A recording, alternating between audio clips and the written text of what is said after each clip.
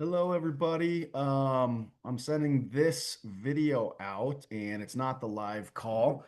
For those of you who were on live yesterday, obviously, you know that I was on a little bit of a field trip, actually with my son Stetson. Sorry again to cut it a little short. We had, I think, about 25 minutes. And man, I'll tell you, I loved it. It was great. It was kind of more of an informal Q&A time that you guys had some great questions on the call, and I also had some questions submitted from some folks. And I didn't quite get to all of it. So what I'm going to do here today is um, cover from my recollection kind of the big topics that we talked about yesterday. I think everybody needs to hear some of this. It was great questions. If one person has the question, obviously multiple probably do as well. And then I'll get to some of the things that I didn't quite get to cover. So even if you were on the live call, I'd watch this in its entirety because, I'll just kind of maybe speak on a little bit more detail. So the first question that came up, I think was from Denise, that she just asking about leaky gut syndrome. And the question was, is there any signs or symptoms to kind of watch out for or know if you have leaky gut? And, a fairly complex thing because sometimes it can be asymptomatic. Most people, or at least seemingly asymptomatic. What I mean by that is, leaky gut is just heavily involved and correlated, maybe even causing a lot of other health conditions that not necessarily are gastrointestinal in nature. So, leaky gut syndrome doesn't necessarily have to present as GI disturbances, like bloating, constipation, diarrhea, etc. Because what leaky gut is it's a malabsorption. I mean, so things, vitamins and minerals might be they're malabsorbed, so that can lead to obviously a whole bunch of things. Like, so your body needs vitamins and minerals in order to function optimally. Energy production, hormones, neurotransmitters, just all of these things. So in that way, you could have symptoms of chronic fatigue, you could have symptoms of hormone dysregulation, you could have symptoms of all sorts of things that could be the leaky gut that's contributing or causing. So in that way, it's not necessarily asymptomatic, but it might seemingly be. But to kind of go into what I was talking about yesterday with symptoms and signs and things to watch out for, I spoke about probably some of the more common things that people struggle with that I would say it's hard to ever say 100% of the time, but nearly 100% of the time are correlated back to leaky gut would be things like food intolerances, food allergies, things that, especially if say you're in your 40s, like I'm 42, if I all of a sudden, this year start developing sensitivities or intolerances to something that I've been able to consume and eat in the past without a problem, that's a big red flag indication for leaky gut syndrome because it is one of the things that is heavily involved in these intolerances, right? So that's something I hear all the time, right? From so many people is I used to be able to eat XYZ and then all of a sudden, I can't anymore. It causes, all of these a lot of times gastrointestinal symptoms. So that's one thing. Sensitivities, food intolerances, food allergies, allergic reaction type stuff. With that being said, kind of tying into that, would be, some of these reactions that can happen would be a lot of times it's skin issues, it's histamine responses, right? So, even linking that to allergies and stuffed up, congested sinuses, and all of these kind of things. Skin conditions, right? So, if someone's starting to break out in hives or get rashes or red bumps, rosacea, which is kind of the redness in the cheeks and the nose, that's a condition that is definitely heavily linked to the gut and oftentimes leaky gut syndrome. Eczema, psoriasis, I mean, just all of those types of things would be things to kind of look at deeper rooted levels. Like you go into a dermatologist for a skin condition or a medical doc, And typically they're going to treat you with some sort of, maybe an antibiotic, maybe a steroid, maybe a cream of some sort. A lot of times those are steroid creams to try to clear up that skin condition. And while sometimes it does work effectively at those things, usually it's not a solution long term. You might have to do that however often, or maybe this it's a specific time of year that you have to do those kind of things, etc. So those would be the things to watch out for, as far as signs and symptoms in people in yourself or people that you know, care, love, that oftentimes are tied right back to the gut. I also spoke about, you know, autoimmune conditions. Autoimmunity itself is again, maybe not 100% of the time because there's a lot of variables, complexity to autoimmune conditions a lot of times, but so often the leaky gut and gut microbiome issues are tied into autoimmune conditions. So I gave the example because it's probably the easiest example and common is with gluten, right? It doesn't mean you have to have celiac or something like that, but gluten is one thing where and it really can happen with any food, which is again why you run a food intolerance panel lab on someone and they could have immune responses to healthy things like I've seen blueberries and broccoli and cauliflower and I mean also spinach and all sorts of stuff that your body is not processing correctly. So one of the reasons for that, and gluten is in that category, and dairies in that category, is these things are leaking through into the bloodstream through that leaky gut, getting into the blood, and your body then recognizes these foods or these food particles as foreign objects. They shouldn't be there, so they start to create an immune reaction to them, thus building antibodies. And when you have antibodies to something, that can start to spur, and especially over time in a cumulative way, an autoimmune type reaction. Okay, so autoimmunity, there's a million autoimmune conditions. Um, you can go through the like rheumatoid arthritis, psoriatic arthritis, some of those types of things, all the way to, thyroid, autoimmune thyroid conditions, etc. And that's the example I used with gluten because in gluten, the protein of gluten is called gliadin, and it comes down to kind of chemistry and molecular structure. So the protein gliadin is very, very, very, very similar molecularly in how it's made up to thyroid tissue, for example. So when gluten or when gliadin specifically gets into the bloodstream through the leaky gut, again, the immune system is going to recognize that as a foreign entity, a foreign body. It's going to create antibodies to that, and those antibodies now are in your blood, of course.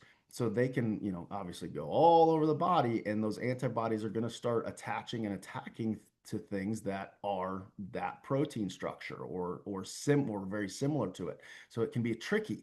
And so this is oftentimes why thyroid conditions, hypothyroidism, especially when it gets to the level of an autoimmune condition, which would be known as Hashimoto's hypothyroidism, where the antibodies to the thyroid gland itself are being heavily produced. And I've seen that in a lot of you guys.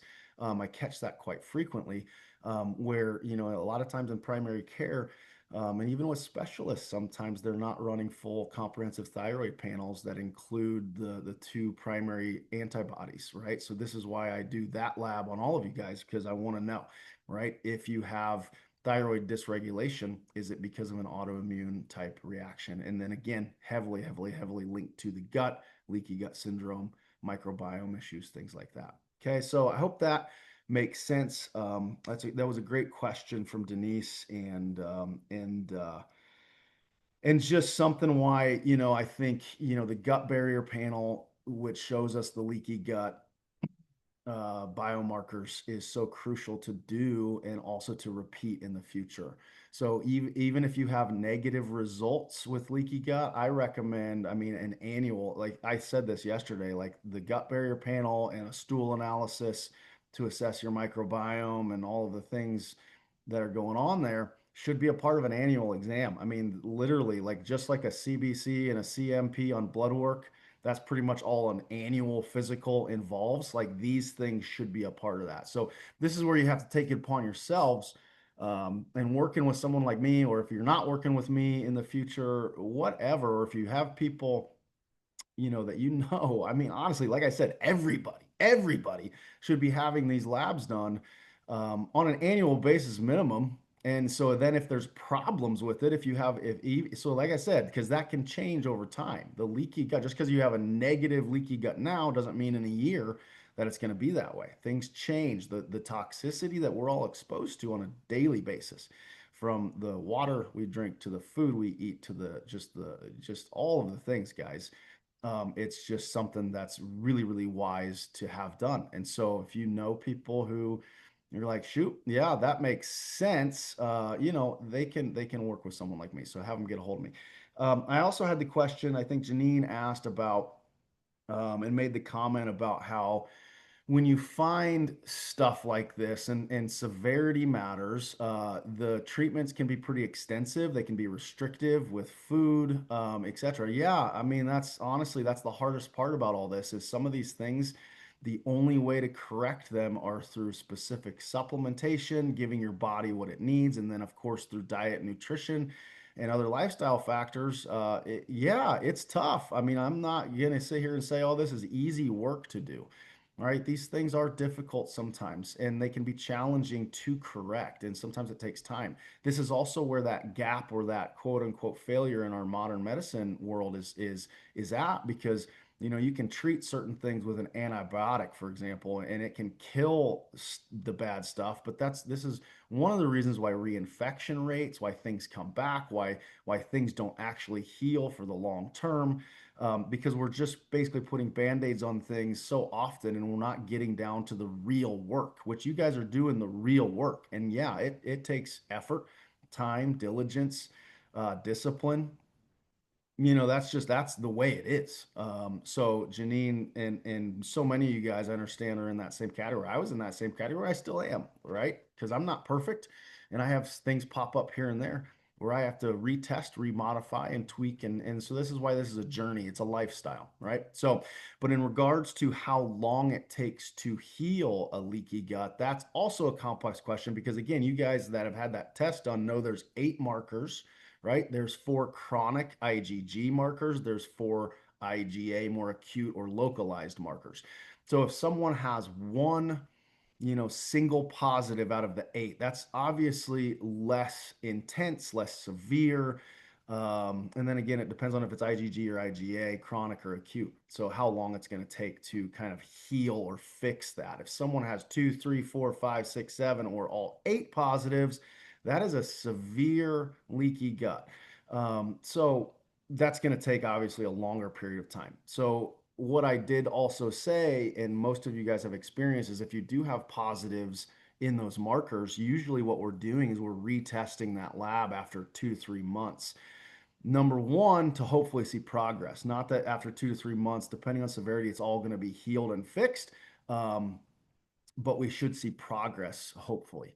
And if we're not, we need to figure out why, like what's going on, that this gut lining is not healing. And then we probably are going to do that lab in another 2 to 3 months, kind of at that 6 month mark, to make sure we're still going in the right direction, to check it. And then again, hopefully someday it's all healed and we can kind of make it more of an annual type exam. So again, it's hard to always say. It's always hard to say because everybody's so individual. Other factors play into how quickly the gut heals, how much inflammation's in the body, how much oxidative stress.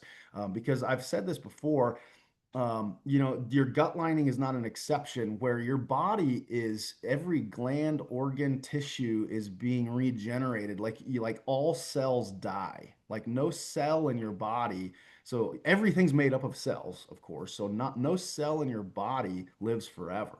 So all cells die. So the cool part about that is you can grow, make new healthy cells if you're given the right environment. Now, again, that turnover and to actually do that can take quite some time and some discipline, but it is possible. So the gut lining is no exception. Your gut lining, the cells die and they make and grow new ones. So that's a fascinating thing. It's a fascinating part about how our bodies work. So okay, so that's leaky gut. That topic again, a big topic, but I love talking about that. I love that question from Denise. So. Um, The next question came from Heather, I believe, and it was about methylation. Methylation. Okay, so if you don't know what that is, our bodies, there's a lot of things inside of us that are dependent on methylation. So if you remember back to chemistry class in high school, what it is it's a methyl group. So just a group of molecules, um, a methyl group, and they need to be added or subtracted from things in order for those things to work. So, for example, B vitamins, not all B vitamins, but B12, B9, B6, like these really critical B vitamins for so many things in our bodies to be healthy, need to be methylated in order to be active, to be able to be used by your body. So, if you take a B supplement, for example, or if you eat food with just regular, normal, quote unquote, B vitamins, and your body's not capable of methylating, or you're not getting enough of these things with methyl groups, then that can become a problem. Like those B vitamins, you may be getting a lot of B vitamins in you, but they're not being utilized. So that comes down to like, so for example, when you do a B vitamin, a B complex vitamin, you want to take methylated versions. So methylcobalamin, methylfolate, those kind of things. That's what you want to look for on a label, on a supplement, for example. Um, so that's number one. Supplementation is just one part of it, but methylation is a process that can be inhibited or blocked for a variety of reasons. A couple of those would be, if your body's full of toxicity, heavy metals can block methylation. Liver sluggishness, like your liver's not detoxifying like it should for various reasons. The toxic loads are just too much. Then your body can in that can mess with methylation. Another big one, though, is when it comes down to genetics. So, if you've heard of MTHFR, that is a genetic test that's basically the M, and that stands for methylation, right? So, it's a genetic mutation, it's a genetic deletion. There's different varieties of this that you can have that basically means your blueprint, your genetics are inhibiting you from being able to go through these processes of methylation properly. So, for example, myself, when I did genetic panels on myself a lot of years ago, I found out I had an MTHFR mutation. Okay, so the mutation that I have basically I have 50 to 60% reduction in methylation capability. So that basically means I need to support those processes. So there's really no other way that we know right now other than supporting with, like I said earlier, methylated B vitamins, um, and just methyl donors. So there's supplements that are just basically that aren't bees that are donating methyl groups in your body because you just don't have enough. Okay, so I hope that makes sense.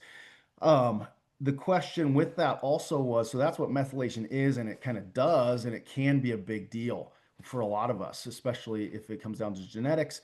But how do you know if you have that? Well, so we started to talk about, again, genetic testing is one way to know if you have the MTHFR, but I know Heather, we were talking about, and I've done this on a lot of you guys, is we ran, so for example, the Dutch test. The Dutch test, if you don't know, is a very, very comprehensive. It's the gold standard when it comes to hormones.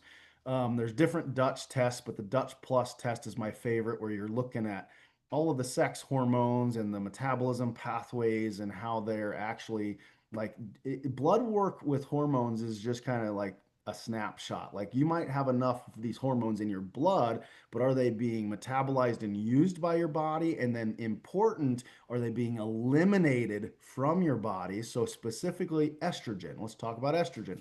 So in the Dutch lab, you can actually see the pathways of estrogen that it goes down in your body. And there's one specific pathway that when it gets to a certain form, again, most of this is done in the liver, where the liver's taking this excess estrogen from your body, okay, from your blood. It's filtering it, it's metabolizing it, and then it's detoxifying it and helping you eliminate it. And that's important because if you have excess estrogen that's recirculating, this is what leads to estrogen toxicity. And again, What does that mean? Well, that can lead to oxidative damage. It can lead to, this is what underlies cancers, cervical cancer, breast cancer, things like that. So the point of that is when this estrogen gets to a certain step, one of the steps in that detox kind of getting rid of process is methylation. And Heather also brought up COMT is what we call it, COMT. This is another enzyme that's important for that detoxification process that also can be genetically altered, right? So that COMT is another genetic test that you can have done to see if that's an issue. On the Dutch lab, it's not, the Dutch is not a genetic test. So but what that shows us through that pathway is how well that process is happening. So if I have, I'm just going to use some obligatory numbers here. If I have 100 units of estrogen over here, and then through the detox pathway of methylation and COMT, and then I end up with this molecule over here that only has 25 units that are being excreted or gotten rid of through my body, what happened to the other 75? Okay, that's showing us that detox, that methylation pathway is not happening like it should, and thus we could conclude more than likely you have a methylation issue. The question is that genetic or not? So that's the thing. And you can run the genetic panels. You can run all sorts of cool genetic tests. So if anybody's interested in that, it's always something that's fun to do. But also, again, like I said earlier, that can also be just liver issues. It can be gut issues. It can be all of these things that are just causing inflammation and sluggishness in your body. So, okay. So the whole methylation MTHFR topic is pretty fun to talk about as well. But hopefully that kind of little snippet there will help clarify that for some of you guys. Let's see. What was another question? I feel like I'm probably going to forget something. So if I don't cover what you guys asked, and you want to know more about it, just let me know. But I do know that I moved on to um, some of the, like I said, some of the submitted questions. Let me get to some of those. So, oh, I know Becky had asked me a couple questions. So one was about creatine and creatine supplementation specifically. So creatine is one of, if not the most researched and kind of quote unquote safest products out there. And it's probably one of the most beneficial from a general standpoint as well. It's been kind of best known for like its exercise benefits. So you hear, oh, people use creatine before a workout, during a workout to help with energy production during a workout, so you can work out harder, you can work out longer. It's been shown to help with muscle development, muscle growth, etc. But here's the deal: is the research that they're doing now goes far beyond, that exercise. It's more to do with the emerging evidence of like what it does with our brain health and cognitive function. So it's pretty compelling. All the research that they're doing, so if you're someone who maybe has brain fog, memory, cognitive decline type stuff, and you just want to be proactive, creatine I think is a really great option for you. Now, the one disclaimer, the one thing contraindication potentially would be people with kidney issues, kidney disease, of course. So your kidneys have to filter out, and you don't want to stress those out because the creatine is one of the things that could do that. So. Um, uh, there's there's again some of the studies and research is ongoing. So, but this is some of the things that it's been shown to do. So, neuroprotection. So, protecting from neurological diseases in the brain and the nervous system in general. Brain injury. They've been doing studies with brain injuries, TBIs, traumatic brain injuries, concussions, things like that, and it's showing promising results with creatine use. So even so, mental fatigue would be another thing. Like how many of us feel like, man, where I'm just like fatigued mentally. Through the day, you're just exhausted. Your brain gets foggy. You can't think clearly. Those kind of things. And it's been studied a little bit with like sleep deprivation with cognitive stress. So that can happen to anybody. If your sleep isn't doing well, then creatine can be something that could help that. Now, then I think about professions because I have a lot of friends in like firefighting, EMT, police work where, man, they're working night shifts and their sleep is always disrupted. So obviously sleep deprivation for certain professions is going to happen as well. So those people would be great to have that. It's also been studied in mental health, so things like depression. Some of the research is indicating potential antidepressant effects with creatine dosages.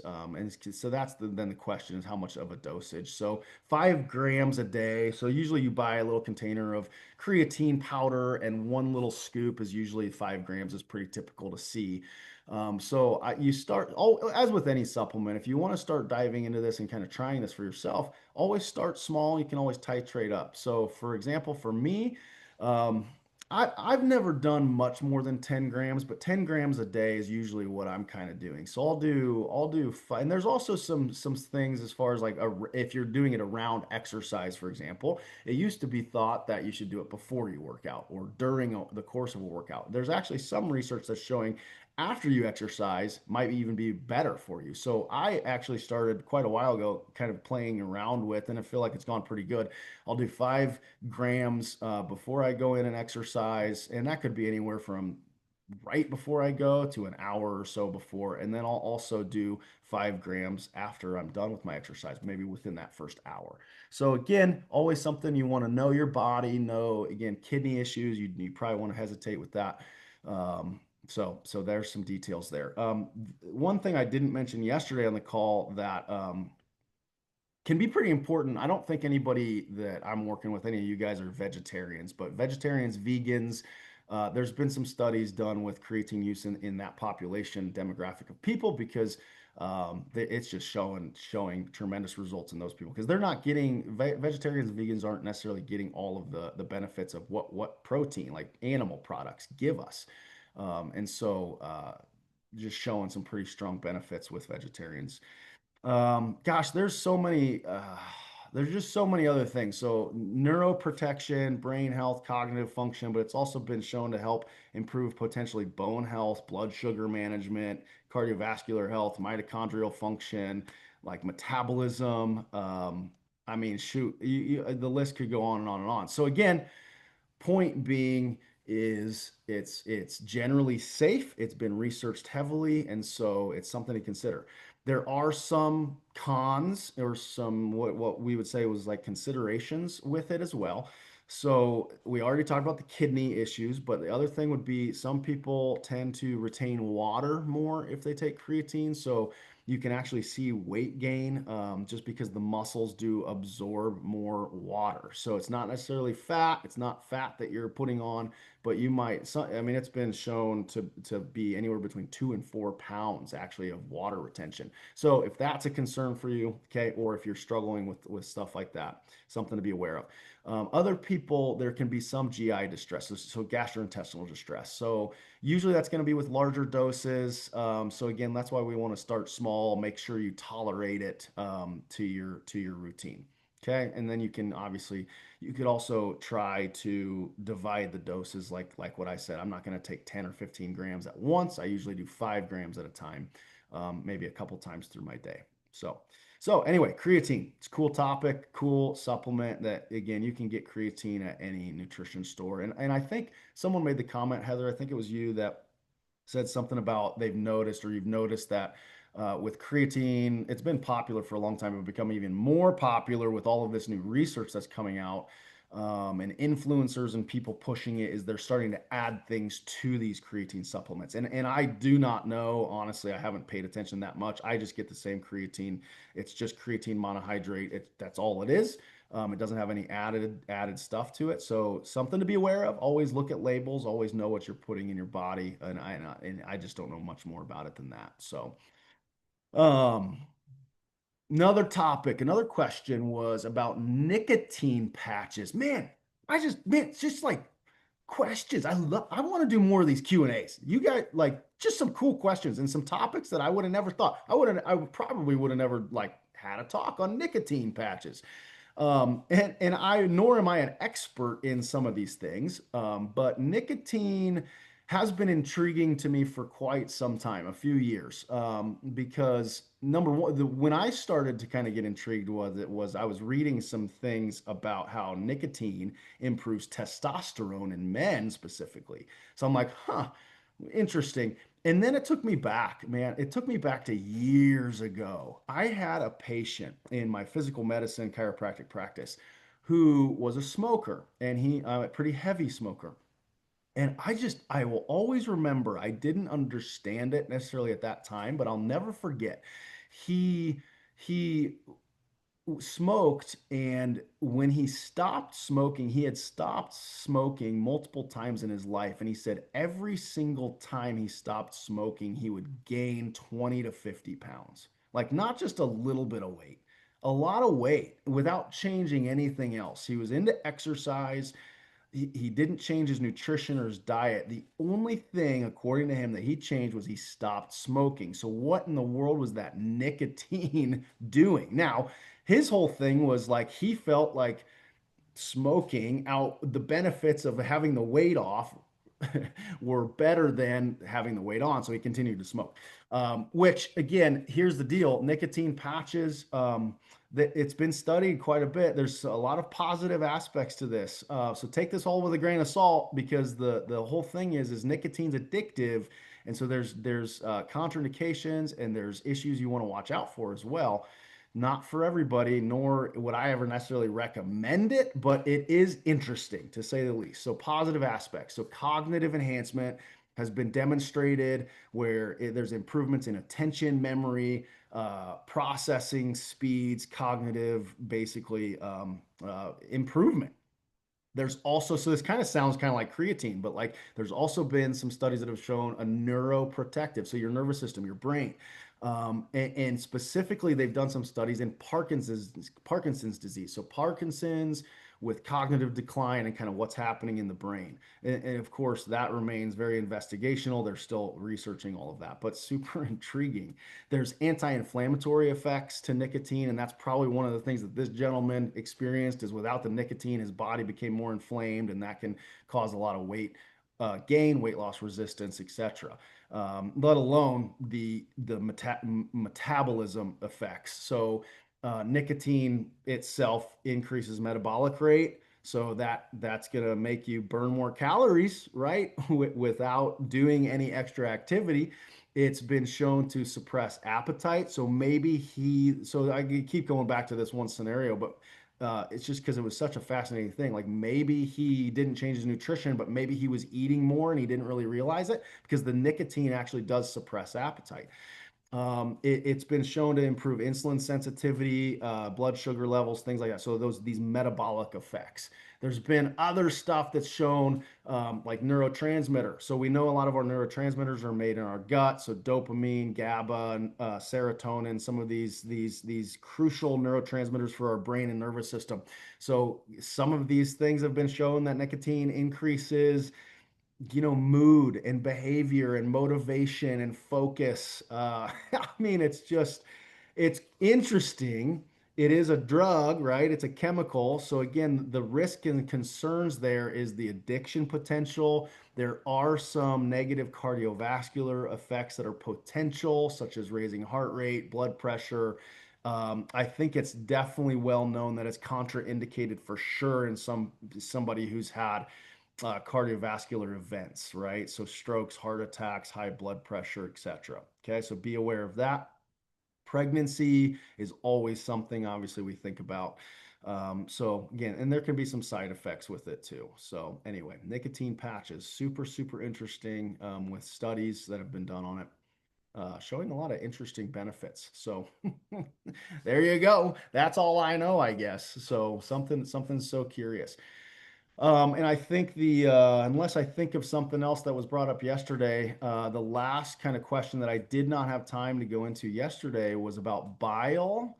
And bile is, if you don't know, is a liquid that's produced by your liver. It's stored in the gallbladder, and this is kind of it's an important subject that I think gets dismissed. It's kind of like in medicine, we're told so often that, oh, you can live without your appendix. It's not that important. You can live without your gallbladder. It's not that important.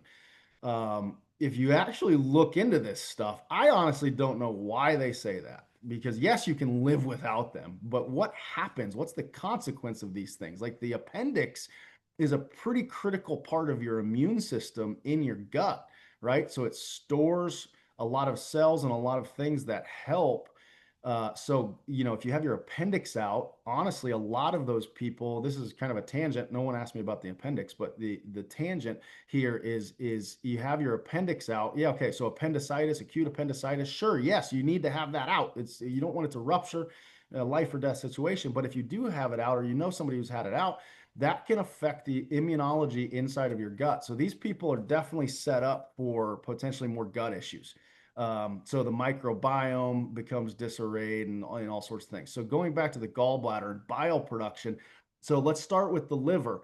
The liver produces bile. Bile is necessary for fat emulsification. So basically what that means is breaking down fats, right, through the food that we're eating, which fats are critical, right? We need healthy fats, the omega-3s, the omega-6s, etc. So we need fat, crucial, absolutely. But if we don't have appropriate levels of bile, then we cannot break that down, and then you're not going to get the benefit of those fats, right? Okay. So again, then we move into the leaky gut thing. Well, if that's happening, and then these things are leaking into the bloodstream, then this can all become a vicious cycle. And a lot of times people have issues with all of this stuff. But let's just say leaky gut's not an issue, and we're just looking at bile. Like we don't have enough bile production from the liver. That could be due to, again, a lot of us, you've heard me say this a million times, the sluggishness of our livers, because there's three steps, three what we call phases inside the liver for detoxification, and it is just overwhelmed. If you just think about just the toxicity of our environments and what we're putting in our bodies, what we're putting on our bodies, and this is where the lifestyle medicine comes into play. All right. So the more you can do to mitigate and minimize all of the chemicals that are coming in your environment, on your body, in your body, then your liver is going to thank you. But if that's been happening for a long time, the liver can become very sluggish, and that can affect bile production as well. And then you go through a duct. The bile goes down into the gallbladder, and for various reasons, of course, people have gallstones. The for various reasons, at which I don't know. To get into that, like gallstones, um, happen a lot in overweight people, but it's not, poor diets, of course, have a huge deal with that. I think one of the other things, because it can happen in skinny people as well, would probably have more to do with a lack of fiber in the diet, I think is a huge thing with gallstones and gallbladder dysfunction, liver dysfunction. And so if you remember kind of some of the statistics is the average American gets like 8 to 15 grams of fiber a day. I think it's more like on that lower end, like 8 grams a day these days, whereas we need more like 25 minimum, 30, 35 for some of us, depending on your body size, 40 grams of fiber. So if you think about that, like if you're getting 8 to 10 grams and you need 30, you're 66% deficient in fiber, and fiber is important for so many things. Okay. So anyway, the gallbladder and gallstones, okay, can lead to gallbladder removal, what's called a cholecystectomy. Okay, whatever, however you say it. Never did I claim to be good at English pronunciation. So anyway, cholecystectomy. Just say it fast, and no one will even know. Right? Cholecystectomy. I had my gallbladder removed. So the uh, the other thing, let me back up. So fat digestion is what bile's used for. Okay, vitamin absorption. So it's really essential for absorbing, not only for the fat breakdown, but fat soluble vitamins. So vitamin A, vitamin D, vitamin E, and K. ADEK, ADEK are the fat soluble vitamins. Bile's necessary for us to be able to absorb. Now, are A, D, E, and K important? Yeah, they're important. They're important vitamins. So that's a pretty big deal. It's also important for detoxification. So it's a route for eliminating toxins from the liver, excessive hormones, cholesterol, things like that. Okay. So it's obviously important in gut health too. So maintaining a healthy gut bacterial balance microbiome. Um, so when someone gets their gallbladder removed, they're often told, no big deal. And I couldn't tell you how many people over the years have said, well, Number one, a few things. I had this pain and they removed my gallbladder and the pain never changed. I've heard that so many times. Like it didn't even like fix what was going on. So obviously it wasn't the root cause of this pain. And other people will say ever since I had my gallbladder removed, I've had all of these other new gastrointestinal symptoms, maybe it's constipation, diarrhea, like irregularity, all of these things. And some people do well with it, and for whatever reason, I'd say usually it's just a ticking time bomb. Like eventually they're going to have issues. I don't know very many people who've had their gallbladder removed who don't eventually have issues. Maybe it just hasn't happened yet. But basically, think about this: if the gallbladder is a storage container for bile, so liver makes bile, it goes down into the gallbladder and it sits there. It is released when you eat. So that's the stimulus. You eat food, it goes through your stomach and into your small intestine, and that signals the gallbladder to release bile into that first part of your small intestine. So without the gallbladder, the duct, the pathway from the liver to the small intestine is what they connect that, right? So they just remove the gallbladder part. And so that bile is constantly dripping or leaking into the small intestine. Okay. Instead of being like released and coordinated with meals. So this is a potential big issue for fat malabsorption, deficiency in these fat soluble vitamins, A, D, E, K, like I said, because when you're eating, there's no signal anymore to dump more in. So it's probably not sufficient enough to help those vitamins be absorbed. So a lot of patients will experience things like diarrhea, bloating, fatty stools, mucousy kind of stuff looking in your stools. And that's a big sign that something's going on with that. So yeah, I hope that makes sense. Some of the things I know, Becky, you brought up organ meats or organ supplements. So a lot of these are really great for a lot of reasons. So organ meats like liver, heart, and again, they put these in supplements now. They're super nutrient rich, like B vitamins, iron, zinc, and then those fat soluble vitamins. So those are obviously all very beneficial. If that supplement doesn't have, the bile acids involved, specifically for someone without a gallbladder, the bile acid supplements that I know I've talked to a lot of you guys about, ox bile, for example, or there's one that I recommend called Tudca, Tudca. It's called Advanced Tudca. This is something that usually I tell people without a gallbladder, it stinks. I don't like it. It's not so like Tudca, I want to say it's like $60 a bottle. So that'd be like a month supply. It's not fun to hear, but it's people without a gallbladder probably need to be on that forever, right? To help support that fat digestion. Just kind of the way it is. And this is why I wish medical people, unless there's an emergency, we would think twice about removing the gallbladder from people. But it is what it is. If you've had it done, you can't go backwards. You can't reinstall it. So something like Tudca, ox bile can be really, really helpful for you. If you think about it this way too, like if that bile is constantly leaking into the small intestine, that can then disrupt even the microbiome. It can really kind of be one of the underlying causes of some of these bacterial issues that a lot of people struggle with, bacterial overgrowths, things like that. So some of the uh, some of the management strategies, that's the word I was looking for. Like, so if bile's an issue, bile production's an issue, gallbladders has been removed, those people eating smaller, more frequent meals with moderate or low fat content in each instead of high fat meals all at once. That's going to be obviously kind of like, okay, common sense. I should consume less fat at one time. You still need to get your healthy fats, but just spread out through the day. Again, I already talked about the supplements, ox bile, Tudca. Those are going to be pretty necessary for you. And then increasing fiber, but do it gradually, right? So like if you go from 8 grams of fiber a day and all of a sudden you start doing 30, 35 grams a day, you're going to probably be hurting. You need to gradually increase that. Increase it by a few grams a day and kind of see how your body's responding to that. So I think I covered everything I thought of with that. So I'll tell you what, y'all.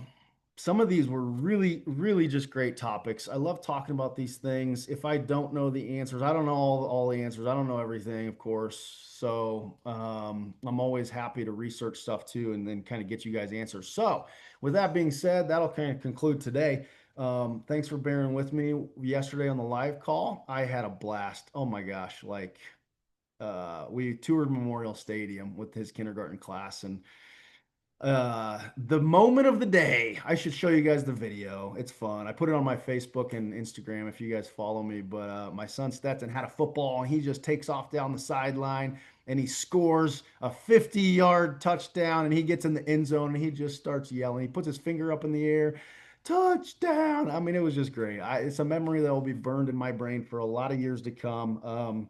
So I just had a great time. So thanks for bearing with me with that. And I just always feel like I knew I needed to record this so I could send it out to everybody else who wasn't on live. And even I'll put it in the message to you guys that even if you were on live, you should watch this because I think I went over a little bit more detail, a little bit more depth on these subjects. So as always, though, we'll probably do more of these Q&A type things in the future. But if you have questions that I didn't cover today or some this kind of brings something else up, man, yeah, just chat message me questions and I'll keep track of them.